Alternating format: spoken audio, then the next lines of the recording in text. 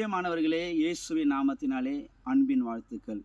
இந்த நாளிலும் கூட நம் ஆண்டவராகிய இயேசு கிறிஸ்துவினுடைய இரக்கத்தை நாம் எப்படி பெற்றுக்கொள்ள முடியும் என்பதை குறித்து நாம் பார்க்க போகிறோம். பரிசுத்த மார்க் எழுதின சுவிசேஷம் 10வது அதிகாரத்திலே 46லிருந்து 52 வரையிலும் ஒரு அற்புதமான சம்பவம் எழுதி வைக்கப்பட்டிருக்கிறது. இயேசு எரிகோ என்ற பட்டணத்திற்கு வருகிறார். அந்த எரிகோ என்ற பட்டணத்துக்கு வரும்பொழுது ரொம்ப நாட்களாக பிச்சை கேட்டுக்கொண்டு குருடனாய் இருக்கக்கூடிய ஒருவன் இயேசு வருகிறார் என்று சொல்லி அவன் கேள்விப்பட்டு, இயேசுவே, தாவீதின் குமாரனே, எனக்கு இரங்கும் என்று சொல்லி அவன் கூப்பிட ஆரம்பிக்கிறான். அநேகர் அவனை அதட்டுகிறார்கள். அவன் முன்னிலும் அதிகமாய், தாவீதின் குமாரனே, எனக்கு இரங்கும் என்று சொல்லி அவன் அதிகமாய் கூப்பிடுகிறான். இயேசு நின்று அவனை அழைத்து வர சொல்லி அவனிடத்தில் கேட்கிறாரு, நான் உனக்கு என்ன செய்ய வேண்டும் என்று சொல்லி அவனிடத்தில் கேட்கிறாரு.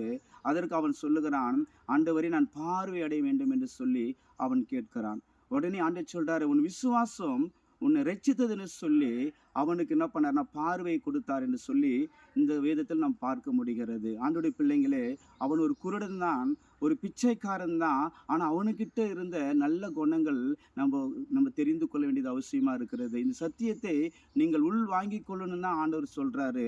பாருங்க, அவன் அநேகர் அதட்டுறாங்க. அதட்டுங்களால எனக்கு எதுவுமே கிடைக்க போகிறதில்ல. என்னை முன்ன விட்டு பின்னாடி பேசுறதுனால எனக்கு எதுவுமே வரப்போகிறது இல்லை. எனக்கு முன்னால் இயேசு இருக்கிறாரு. அவரே எனக்கு வழியும் சத்தியமான தெய்வம். அவரை மட்டும் நான் பார்த்து, அவரை மட்டும் நான் விசுவாசத்தோடு கூப்பிட்டால் அவருடைய இரக்கம் எனக்கு கிடைக்கும் என்று சொல்லி அவன் ஆண்டவரை மட்டும்தான் பார்த்து ஆண்டவரை கூப்பிடுகிறவனாக இருந்தான். அதனாலே தான் ஆண்டவருடைய இரக்கத்தை அவன் பெற்றுக்கொண்டவனாக இருக்கிறான். எனக்கு அநேகோட வாழ்க்கையில் பார்த்தீங்கன்னா அநேக பிரச்சனைகளில் வாழ்ந்து கொண்டு இருக்கிறாங்க. ஆண்டவர் சொல்கிறாரு, ஆண்டவர் இறங்கணும், ஆண்டவர் இறங்கி ஒரு அற்புதத்தை செய்யணும் என்றால் வாக்குவாதங்கள், பொறாமைகள், சண்டைகள் இதெல்லாம் விட்டுட்டு நம்ம ஸ்தோத்திரம் ஆண்டவரை மட்டும் நம்ம பார்த்து போவோமானால் நிச்சயமாக ஆண்டோடைய இரக்கத்தை நம்ம பெற்றுக்கொள்ள முடியும். நல்லா கவனிக்கணும். அவனோட வாழ்க்கையில ஆண்டோடைய இரக்கம் எப்படி வெளிப்படுச்சு தெரியுமா? அவன் வாழ்க்கையே மாற்றத்தக்கதாக ஆண்டோடைய இரக்கம் வெளிப்பட்டது. அவன் பார்வை அடைந்து இயேசுவுக்கு பின்னாடி அவன் போனான் என்று சொல்லப்பட்டிருக்கிறது. அவன் வாழ்க்கையே இயேசுவின் இரக்கம் மாற்றிவிட்டது என்று நாம் பார்க்க முடியுது. அதுபோல நம்முடைய வாழ்க்கை தரங்கள் மாறணுமா? உங்கள் வாழ்க்கையில் இருக்கிற பிரச்சனைகள் மாறணுமா? உங்கள் வாழ்க்கை தரத்தை தேவன் மாற்றி ஆசீர்வதிக்கணும்னா ஒரே ஒரு காரியத்தை நம்ம செய்யணும். விசுவாசத்தோடு கூப்பிடணும்.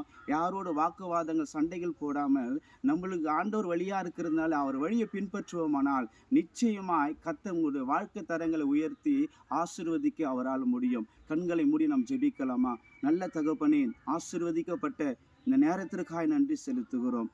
ஆண்டவரே, நீ இரக்கமுள்ள தெய்வம். ஆண்டவரே, உம்மை கூப்பிடுகிறவர்களுக்கு, விசுவாசத்தோடு கூப்பிடுகிறவர்களுக்கு நீ இறங்கி அற்புதங்களை செய்கிறவர் என்று நாங்கள் பார்க்கிறோம். ஆண்டவரே, இந்த சத்தியத்தை யாரெல்லாம் கேட்கிறார்களோ அவங்க வாழ்க்கையில் ஆண்டவரே அற்புதத்தை செய்யும்படியாய் உம்முடைய இரக்கம் வெளிப்படும்படியாக நாங்கள் ஜெபிக்கிறோம். ஆண்டவரே, ஒருவேளை என் வாழ்க்கை மாறிலே, என் வாழ்க்கை தர இப்படியே இருக்குதுன்னு சொல்லி ஆண்டவர் அநேகர் நினைக்கலாம். ஆண்டவரே, பத்துமேடு குருடன் வாழ்க்கையில ஆண்டவர் வந்து நீங்க ஆண்டவர் அந்த வாழ்க்கை தரத்தை மாற்றி ஆசீர்வதிச்சிங்களே, அதுபோல இந்த சத்தியத்தை கேட்கிற ஒவ்வொரு வாழ்க்கையிலும் ஆண்டவரே அவங்க வாழ்க்கை தரங்களை மாற்றி ஆண்டவரே அவர்களை ஆசீர்வதிக்கும்படியாக ஜெபிக்கிறோம். ஆண்டவரே, உம்முடைய கரத்தில் ஒப்பு கொடுக்கிறோம். ஆசீர்வதிங்க.